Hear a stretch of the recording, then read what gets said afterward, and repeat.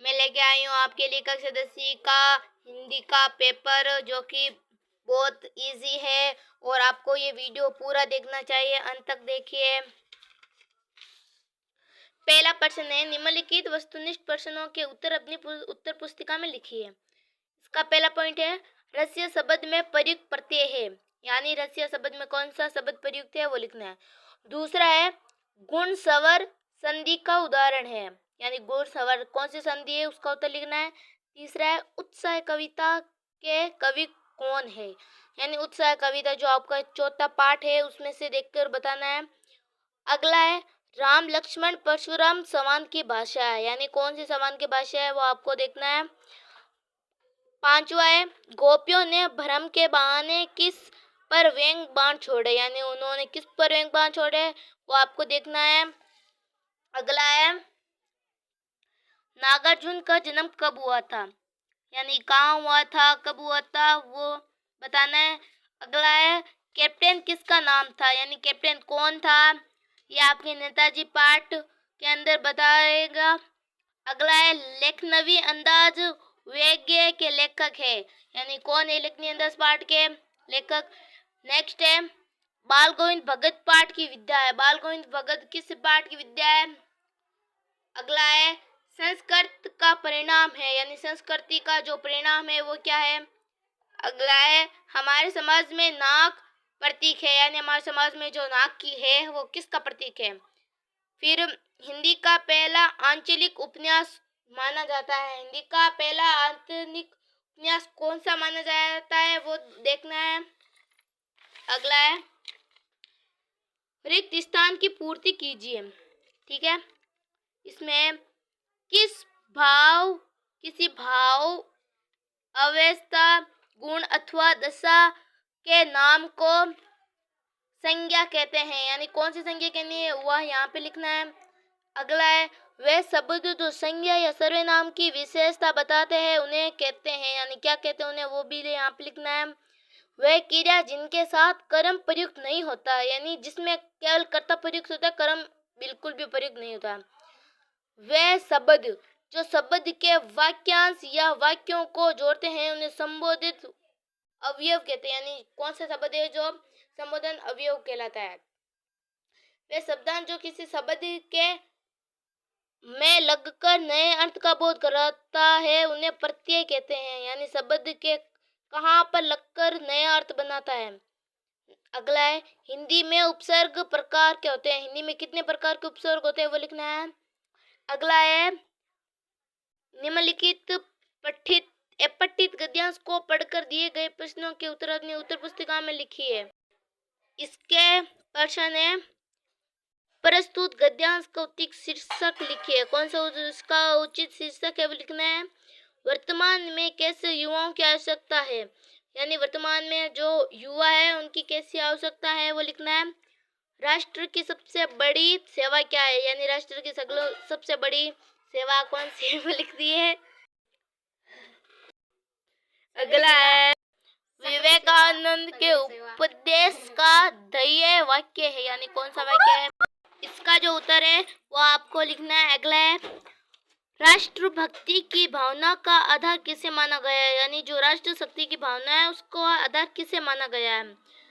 आस्तिक शब्द का विपरीतार्थ शब्द गद्यांश में छांटकर लिखिए, यानी गद्यांश में इसका उत्तर दिया है वो आपको देखना है। हम चलते हैं अगले क्वेश्चन में, तब तक वीडियो को लाइक एंड सब्सक्राइब कर दीजिए। अगला क्वेश्चन है, निम्नलिखित अपघटित पद्यांश को पढ़कर दिए गए प्रश्नों में उत्तर पुस्तिका में लिखिए। इसमें प्रश्न दिए हैं, कौन से देखो ये रहे। प्रस्तुत पद्यांश का उचित शीर्षक लिखिए, यानी इसमें जो शब्द बार बार आया हुआ है वो इसका शीर्षक होगा। आदमी के मग में कौन नहीं टिक सकता, आदमी के जो मग में है वो कौन टिक नहीं सकता है। पत्थर कब पानी बन जाता है, यानी जो पत्थर है वो पानी कब बन जाता है वो इसमें से देखकर लिखना है। अगला है, रोशनी किससे नहीं मिलती, यानी जो रोशनी है किरणें है वो किससे नहीं मिलती।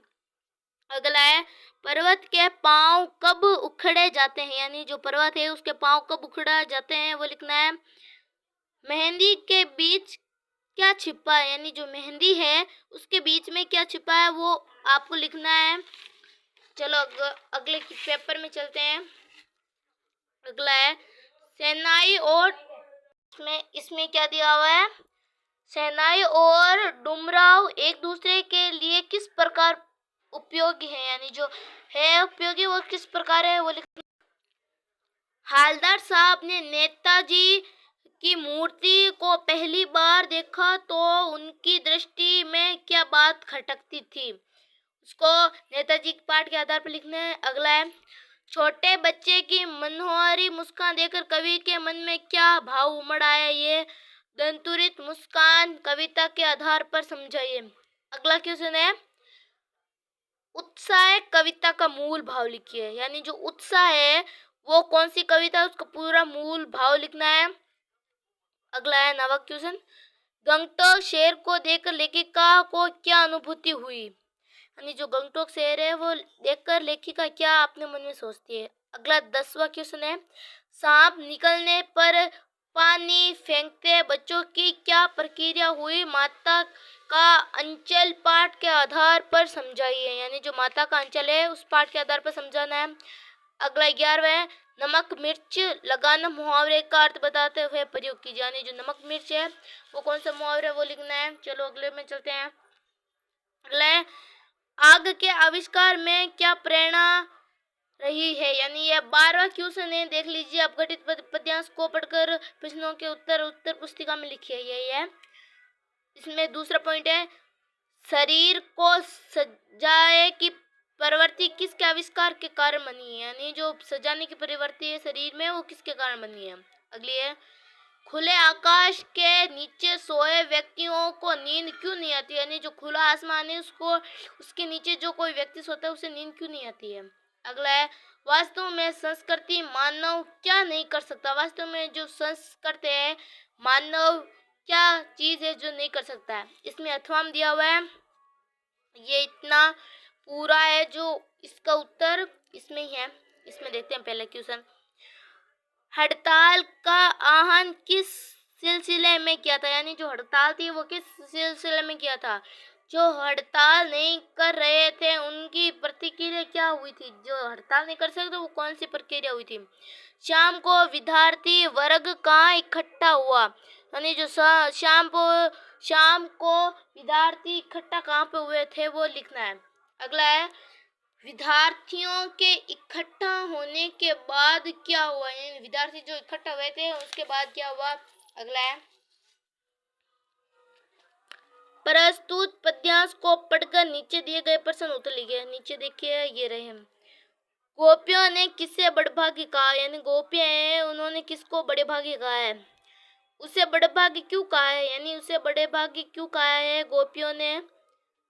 पुरीन पाठ से क्या अभिप्राय, यानी जो पुरीन शब्द है उससे क्या अभिप्राय है।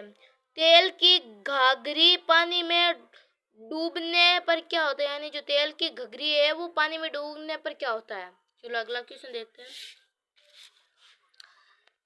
हालदार साहब भावुक है, इतनी सी बात पर उनकी आंखें भर आई।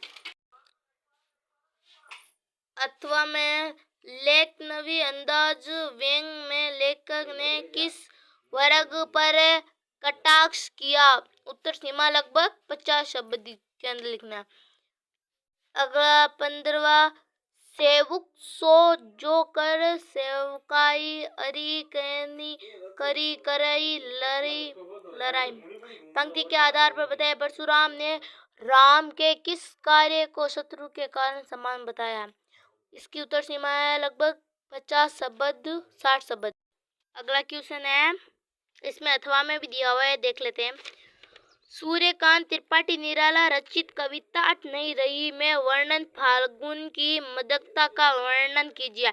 इसकी भी उत्तर सीमा लगभग 50 से 60 शब्द का है। तुलसीदास जी के कर्तव्य यह है क्या, तुलसीदास जी के कर्तव्य एवं व्यक्तित्व के बारे में लिखिए। इसकी उत्तर सीमा लगभग 4 शब्द दिया हुआ है। इसमें अथवा दिया है यशपाल के व्यक्तित्व के बारे में लिखिए, उत्तर सीमा लगभग 4 शब्द दिया हुआ है। अगला पेपर देखते हैं। जाने कितना ऋण है हम पर इन नदियों का। हमें सीकर का समान साना साना हाथ जोड़ी पाठ के आधार पर बताए कि मणि ने ऐसा क्यों कहा है, ये बताना है। इसमें अथवा में आपको जो अच्छा लगता है वो ले देख लीजिए।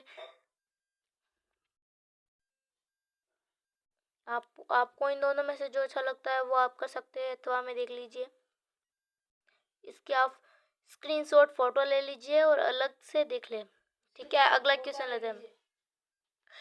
अगला है, निम्नलिखित विषयों में से किसी एक विषय में लगभग 300 शब्द निबंध लिखिए। इसमें पहला दिया है कन्या भ्रूण हत्या, सामाजिक अभिशाप, जिनमें आपको 5 पॉइंट मिले होंगे। इनके देख देख के आपको निबंध करना है। ठीक है, अगला है शिक्षा के क्षेत्र में मोबाइल की उपयोगिता। इसमें भी 5 पॉइंट दिया हुआ है, आपको कौन सा भी अच्छा लगता है वो करना है। और 2 और दिए हुए जो आपको दिखा देता हूँ।